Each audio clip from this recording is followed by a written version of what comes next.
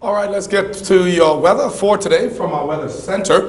We have a stationary frontal system to the north of us over Jacksonville and will be remaining stationary and dissipate by later today as this trailing front will make its way through over the weekend. This is a frontal system that will kick Thomas away from our locale. As this frontal system comes, notice we got dry air over the Bahamas from north to south with just a few scattered clouds. This is a nice day once again for you to do your flying. Let's take a look at our satellite imagery with infrared technology. We got some cloud coverage right over Bimini, and just coming, looks like it comes from Great Isaac Light, then all the way down across North Andros. Great Stirrup might have some clouds, then it extends on to northern Cuba. Otherwise, there's a dome of clear air over the Bahamas. Really nice today flying in the nation. Look at it. Bring it a little closer. See that scattered clouds coming up just like from Great Isaac Light down across Bimini and then North Andros, northwestern tip, and then into Cuba, into the Florida Straits. Otherwise, look at it. That's what you'll see if you're airborne today flying across the nation. Beautiful blue skies. The rain is showing up right southwest of Bimini into the Florida Straits. Nothing showing up over North Andros or over the Abacos. It's an absolutely gorgeous day for you in the nation. Look at the winds, 10 to 15 knots. They'll be clocking around to the south-southeast as the high pressure moves off to the east, making way for the arrival of the frontal system. 10 to 15 knots over the Abacos, 10 to 15 knots over the nation's capital. Grand Bahamas, pretty much the same in Eleuthera. Now, southern Bahamas, you'll get a little higher, 15 to 20 knots. You're not really being influenced by Thomas just yet. You will in time in the extreme southern Bahamas. Now let's take a look at our tropical update, and of course, tropical update on the 3rd of November. You bet. We've got coming in, Thomas continues to move in. I should have changed this graphic, so let's get right to Thomas and see where he is. As a tropical depression this morning, it's downgraded considerably, and it's really disorganized, but that does not mean that it's not going to strengthen. Forecasters are suggesting that this storm, as it makes its way towards the Haitian Peninsula, they will increase to a tropical storm, then into a Category 1 hurricane as it makes its way across Haiti, Dominican Republic, and then possibly even Maguana and Inagua, or some of the forecasts are showing it over Grand Turk.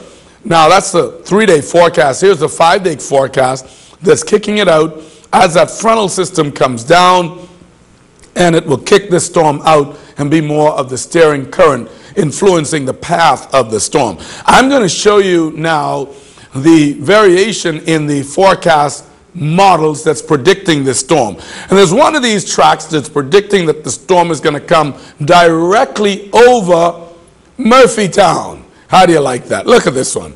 Now I say I'm going to discount this model. This model here that's showing the storm coming right up over the Abacos, right across Murphy and Dundas.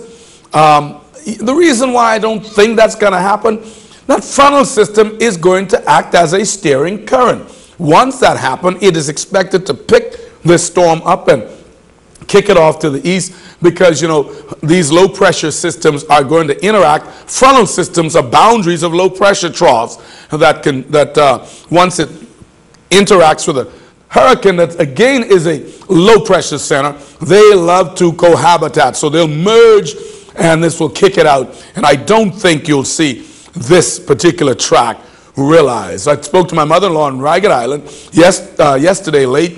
They are seeing nothing at all yet, but we're just posting that, you know, you be very cautious and listen to what is going on as far as what Thomas is going to be doing. Any small jog to the left, then it'll come right over Ragged Island. And she's 84 years old and 85 now, celebrated her birthday the other day. So we want to make sure she's safe and sound. And all of the folks down there in Ragged Island and into the southern Bahamas, watch out for this storm. It could create some messy conditions down there. Strong winds, hurricane Category 1, that's something that you really need to put your storm shutters up for. All right, tomorrow, this frontal system should be approaching the west coast of Florida. The leading edge of this front, the stationary, is going to dissipate, and this is going to be the controlling factor, bringing in some showers and thunderstorms with it as it comes through later on into Saturday, late Friday and into Saturday.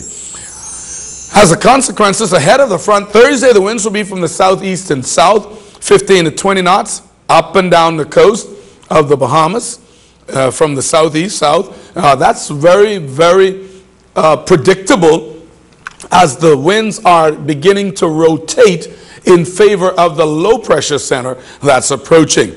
Now, once the frontal system goes through, the winds will go counter-rotating, counterclockwise, and as a consequence of that, we'll get northwesterly flow behind the frontal system on Friday. Late Friday, we're going to get these winds to whip up.